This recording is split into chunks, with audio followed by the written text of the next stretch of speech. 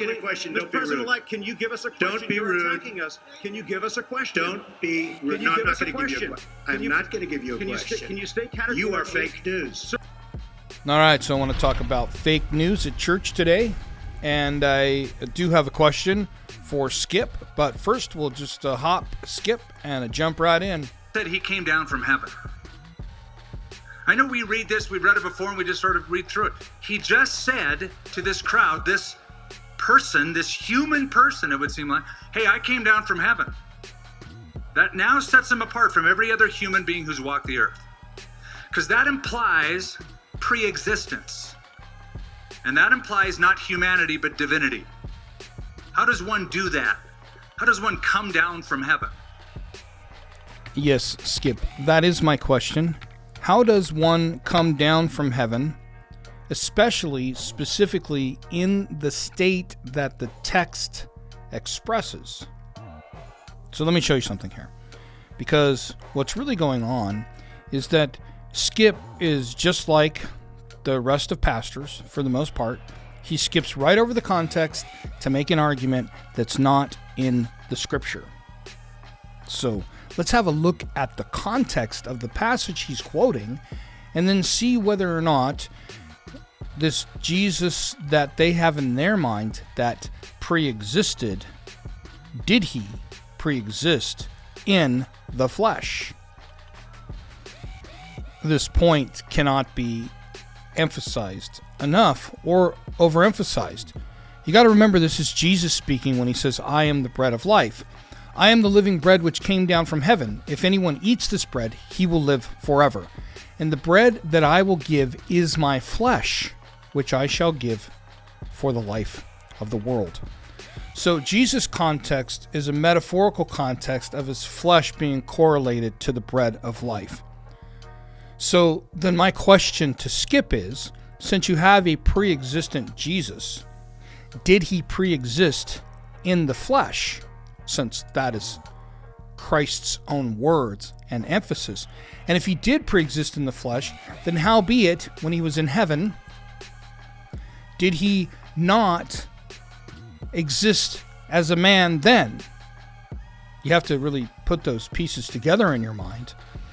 If you're going to claim that he was all man and all God, then you have to show a text that doesn't say that he was flesh when he came down from heaven. But see, it's a metaphor. It's a metaphor. And the context is entirely resurrection based. That's what Jesus is referring to, his coming, crucifixion, and resurrection. The Jews then complained about him because he said, I am the bread which came down from heaven. And they said, is this not Jesus, the son of Joseph, whose father and mother we know? How is it then that he says, I have come down from heaven? Jesus therefore answered and said to them, don't murmur. Do not murmur among yourselves. Don't complain about this. And I want to say to you, Skip, and the rest of the congregation here that's being lied to, yeah, don't murmur and complain when someone shows you what these verses really mean, but rather humble yourself before your Messiah and listen to him lay it out for you plainly. There's absolutely no way these verses in John 6 can be used for Jesus' pre-existence unless you want to establish that Jesus pre-existed in the flesh. Jesus pre-existed. Jesus lived before Bethlehem, before the manger, in eternity past. Okay, if you want to believe that, fine.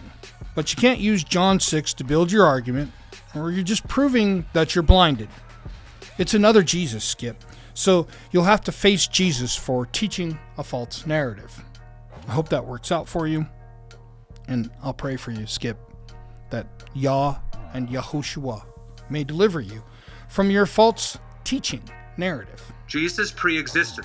Jesus lived before Bethlehem, before the manger, in eternity past. Well, yeah, but the thing is you need to prove that from the text, Skip. And you can't just parrot verses like John 1:1 as if they are the ironclad arguments of the century. The truth is, there is a word for pre-existence in Greek in the text, and it's never used of Jesus. The word is prohuparko. Means to be before time, to be before, or to be before time.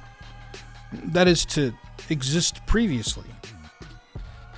And here are the only two verses where this word is used, ironically in relationship to enmity and sorcery, which is what it takes to come up with the lie that Jesus has the exact same nature as the Father. That's a lie. They are not equal, and they do not have the same nature, and Jesus does not have two natures, as that undermines the position of the Father and the Son. Here, let me show you something else really quick in closing. When Jesus is referred to in the past tense, he is said to be foreknown. That means Jesus was in the heart of the Father before the foundation of the world, not literally running around heaven as the pre-existent spirit being demigod Son. This is foolishness, according to the text. I mean, unless you also want to believe that Jesus was slain before he created the heaven and the earth. He was slain before the foundation of the world. It's an idea in the Father's mind to be the predestined format by which men will be saved in the future when his Son comes. If you call yourself a Christian, it's high time you wake up and realize your pastor lies like a snake in the grass. And if you want to know why all this matters, I mean, frankly, because you have the wrong Jesus in your teaching and understanding, you're breaking the first commandment and you're breaking the first great commandment pretty much every day.